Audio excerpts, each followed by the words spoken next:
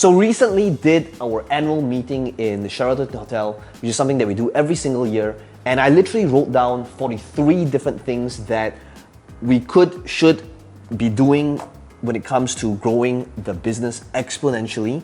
And today in this video, I'm going to be sharing with you the key takeaways that I personally got by listening to the presentation from my entire team, from traffic to funnels to optimization to hiring to retention and to client success, and everything that we learned, the different things that worked well, the things that was an epic fail, and what it is that we need to be doing differently moving forward. And by the end of this video, you'll be able to see why these are some principles that you could be utilizing as well, just based on the data that we actually found.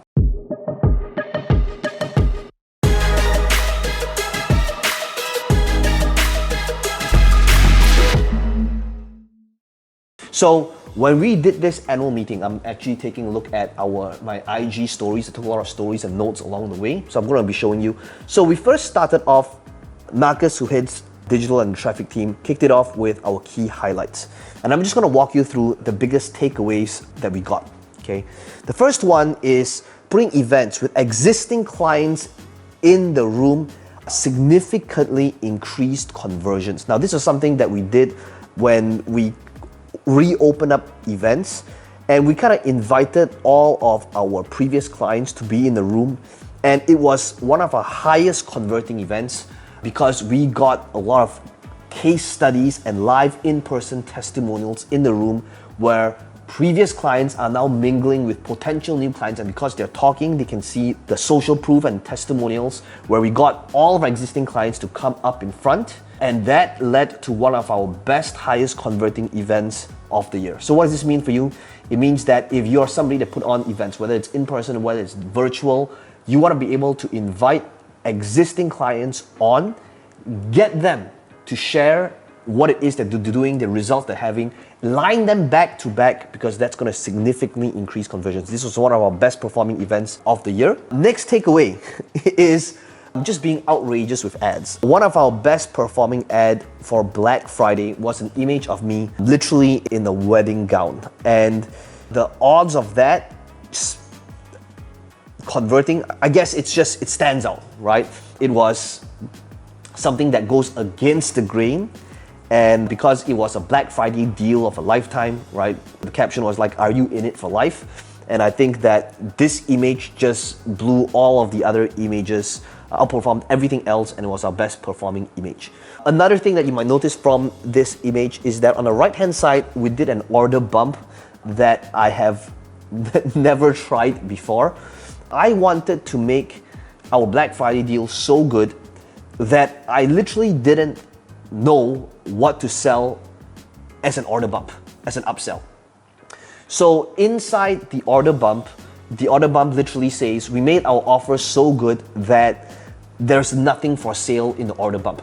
By adding this to the order, you agree to pay, I can't remember, like $47 or $37, and in exchange, you get absolutely nothing. That's how good our main offer is.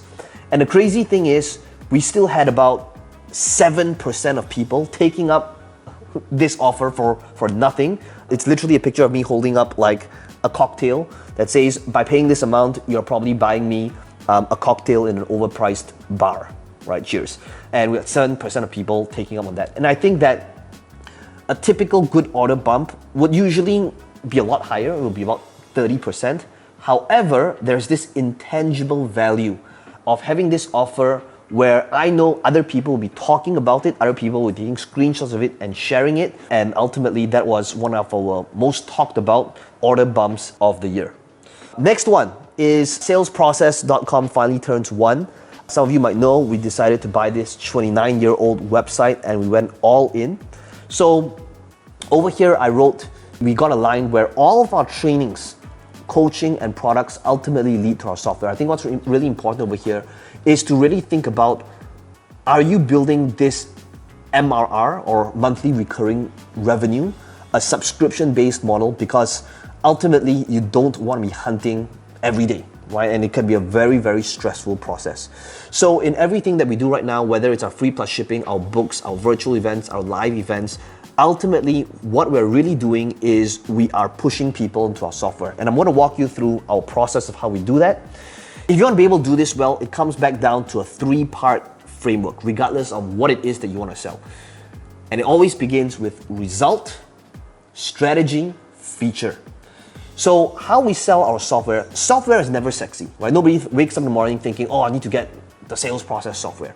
To make people care about the software, which is a feature, we first begin with the result. So you want to be able to think, what is a result my audience cares about? So the result could be getting free leads on Google, right? That's a result. What's the strategy? The strategy could be reputation management, getting reviews on Google so that you get ranked higher on Google and the search engines. And that's when the feature, which is reputation management inside sales process, kicks in. So to get people to care about all the different features, whether it's CRM, sending out text, email, building funnels, people don't care about any of these features. You want to sell software well, begin with the result first. Make your event, the book, the training, the webinar about the result, link it to the strategy of how they can execute it, but then link it finally to the features of your software so that it's now a lot more compelling, because now they will care about the feature when they know what the result it generates. Oh, and this is huge. This next one is the report on our physical products, our low ticket free plus shipping. And it's basically this. Ever since the world went on lockdown, like everything for physical products has gone up, right? Initially, the spike was insane. It's kind of tapered off a little bit, but logistics and costs has gone up significantly. And the method to scaling significantly is to increase the lifetime value of a customer. So you might notice that free plus shipping pre-2020 was very, very hot, but because of the increase in everything, logistics, shipping, printing, a lot of businesses didn't find it viable anymore. So for us, our free plus shipping funnels, we made these different tweaks and we'll continue to work on these tweaks in order to increase lifetime value, right? And I believe that if you're selling anything that's low ticket, it comes back down to doing these few things. Number one, order bump to introduce subscription. What we're gonna be doing is all of our order bumps, we are going to introduce a subscription that's low ticket for getting that order bump.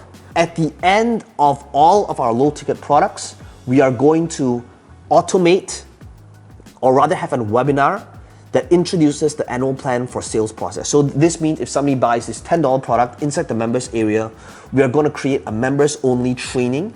But at the end of that 90 minutes, so it will be like, so for example, it will be like, congratulations for buying this book. You're going to absolutely love this book. And this book will arrive, depending on where you live, 1 or 2 weeks. And I thought, let's start your training right now. So I'm going to give a free training, 90 minutes, and then at the end of it, link it to our software sales process. And what's the model it follows? Again, it is result, strategy, feature, okay? By connecting it with why they are coming in to begin with. So a lot of times you think about low ticket, the mindset for most people is most people try to get a customer in order to make a sale. What we're doing differently is we are making a sale to get a customer. And there's a big difference. Okay, next one is downsell to free trial. I think what's really powerful is everything, once you have this base subscription, the next thing you want to think about is how can you, remember, if everything links to a subscription, how can you link it to a free trial so that's a no-brainer to try that thing out for 14 days or 30 days. So that's what we're doing to all of our low ticket as well, linking it to free trials. Oh, next one is so huge. This is something that I talked about in the mastermind, but every single product now, I believe that moving forward, the importance of CRM and having a good CRM or a customer relationship management software is crucial.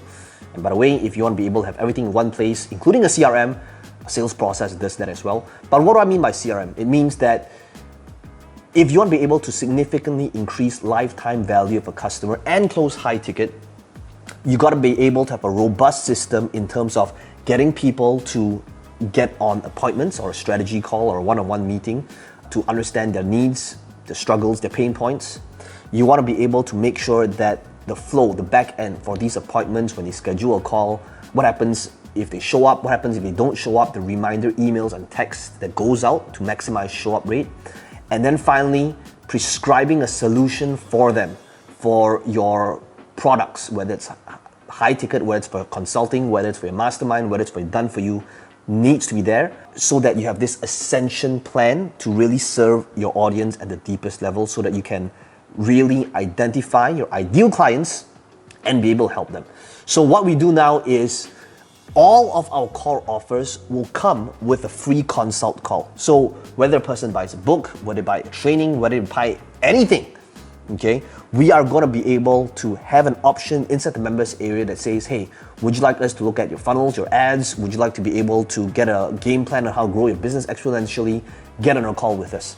And if you can build up this robust back end or a CRM that manages this and understands how to send people to high ticket, this is going to be the thing that makes your low ticket highly scalable. Because low ticket alone is, I would say it's near impossible to get a 3-to-1 immediate return on ad spend today. Where else you can still do this with high ticket items. And finally, we realized that all of our best clients, the ones that pay us $30,000 and above, the ones that's in our mastermind, the ones that hires us for our done-for-you work, ultimately, most of them came from some sort of event or training where they could see how we could help them because we demonstrated that we could help them by actually helping them.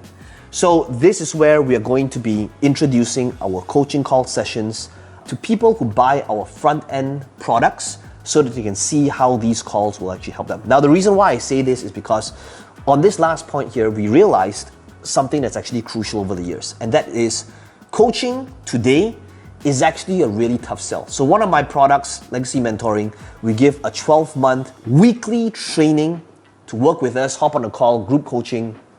And I realized, even though I've been doing this weekly coaching calls for 7 years now, I enjoy doing it, but it's now a double-edged sword. I realized that there are people, because we live in this world of instant gratification, people don't want the 12 months of training. It feels like there's too much work and it's taking too long to get this specific outcome. In fact, we realized that a lot of people would rather invest a whole lot more, like $15,000, come over to our studios for implementation weeks for $15,000 offer, work together with us over 4 days, and that offer is actually way more appealing than working with us on a virtual or coaching calls every single week for a year. So right now what we're doing is coaching, because it's a tough sell, we're not going to lead with it. It is going to be the back-end support where we lead with one specific thing. So a specific outcome in a weekend, a specific outcome in 6 weeks, and 4 weeks, where we're going to do this specific thing, but to support you even after that so that you're not left alone, then the 1-year coaching comes as the backbone of the offer. So this is where if you're selling coaching, to think about reframing it so that you're not leading with coaching for a year because it's not a sexy offer, but rather coming from the angle of result in specific period of time, 3 days, 1 weekend, 1 week, 4 weeks, 8 weeks. And if you're supporting them via coaching, have that as the back end instead. Next one's from the design team on how we go from ideation to execution. I think that if you're doing any type of client servicing, so for us, we roll out like a new funnel every 3 weeks or so, right? Just in-house. Not to mention building funnels for clients. So all the more if you're churning out these type of funnels very, very consistently, process is extremely crucial. So this image over here, I was very excited about this because it's like the design team actually showed like all the versions that was created before it actually goes live. And I was told like our funnels, our ads and the designs is literally one of the most funnel hacked and modeled after in the industry. Some of them really stand out and has become like the benchmark, and I'm very proud of the design team for that. And what they do, like from creating the stylescape to the typeface to the fonts to all of that, is insane to see like the work the world doesn't see before the funnel's actually public. Next one. Man, we went to look at all of our highest retention for our software subscriptions, and we realized that if a subscriber came from an event, the retention and the odds of them converting from a trial to monthly active is nearly double than if somebody came in straight to the software page to get a trial. And the reason for that is because how you acquire a customer is crucial. If a customer is acquired through an event, the event, if you think about it, is an amazing way to educate and onboard a new client. And therefore, because they understand how to maximize the features and the functionality of the software, and because then chances are they're monetizing from the software and the software pays for itself, that's when they become a customer for life. And that is why events are here to stay. If you're selling anything that requires educating your audience, your customer, if you're having some sort of software, some sort of recurring, events is here to stay, and it's going to give you your best customers. The next one is consistency. I've always thought about YouTube as a marathon, and I dropped the ball big time for YouTube in 2022. Some of you know that, or maybe you don't. I went through some personal family issues in August. Dad had an accident, and it just destroyed me. It destroyed my spirit, my motivation, and I stopped being consistent for 5 months. So views dropped 77% compared to the year before. And I think of YouTube as, if you want to be able to play this long game, it's really this marathon that you got to keep committed to. I think of Facebook paid ads as a sprint. It's basically something that you do today, you'll get instant results, whether the result's good or not, but you'll know whether the result is good or not literally today, right? I could spend $1,000 today, $10,000 today, and I know on the same day if it was money well spent. But with YouTube, it's really this thing that you gotta be consistent, you gotta love doing it, if not you'll burn out. And because of that, our view dropped 77%, and that's why I'm trying to pick myself up again and be consistent with these videos. And hopefully, by the way, if you're enjoying a video like this where I'm revealing to you behind the scenes to what it is that you're doing, be sure to subscribe to the channel. It does help the channel out, or caress the like button, thumbs up, because it does help with the algorithm.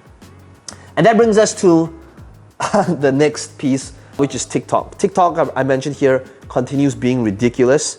My dilemma has always been do I create a good value video that's about business, entrepreneurship, sales, marketing, like this video right now, that I know is not gonna do that well, versus a video that absolutely provides zero value, that's probably going to decrease somebody's IQ level and intelligence after they watch it, that gets 500,000 views, right?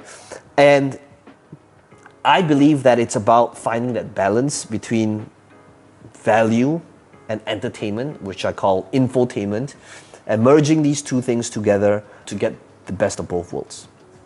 In short, TikTok is going to continue being ridiculous, so short form is here to stay. Clement was sharing how we pull off events every month, sometimes a couple of events, some events over 3,000 per event. And if you guys know me, I'm huge on events. I love doing events, I've been doing it for years. And if you can utilize events, I've said this, I call this the reverse value ladder. The reason why I believe in events so much is because for the longest time, marketers have always said to build up the value ladder, right? Where you have this thing for free, and then you've got low ticket, and then you've got a mid-tiered item, and then you've got high ticket. And it feels like you gotta build that in that order. And today, based on rising ad costs, based on numbers, that just doesn't work out. If you are trying to run ads to some sort of lead magnet to give away something for free, and then they say give them value, which is emailing them to death, and then try to sell them this low ticket, it's not going to be profitable upfront. So to me, this is where the reverse value ladder comes in, which is, I believe that the one funnel that rules them all, that is a lead magnet, that is low ticket, that sells a core offer, that sells a high ticket, all in one, is an event funnel. If you think about an event funnel, it is both, if you're having a free event, it's a lead magnet. Your upsell for, let's say, a VIP experience, that could be your low ticket. At the end of the event, you could sell your core offer. So at our events, we will always offer a sales process as the core offer. And then high ticket for the people who want to work with us at a much deeper level. Maybe they want a done-for-you solution. Maybe they want to work together with me or us through coaching, whether it's in our mastermind. But that's how we are able to get our best clients who wants the fastest results in the least amount of time, but also to offer our core offer and also get a bunch of people into our trials and to be profitable upfront over and over and over again. And that's why events, to me, is the best funnel, because it's everything in one. This next piece is huge. So Over here, Sam was revealing why our members area is a little bit much. So I've been doing training and coaching for a really long time. And in one of our coaching portals, this coaching portal here has got like 350 plus videos. And while it's good to have information, this is information overload. And while people say, we're living in the information age right now, I believe that we are way past the information age. There's just too much information. And what people want today is not information, but rather insight. Insight on the next thing that they should be doing. So what we realize is that we want the content in there, but we want to be able to build a very clear customer path to how to consume the content in order to decrease the feeling of overwhelm. And I think that if you've been doing this for a while right now, you're going to realize that having too much content is actually hurting you.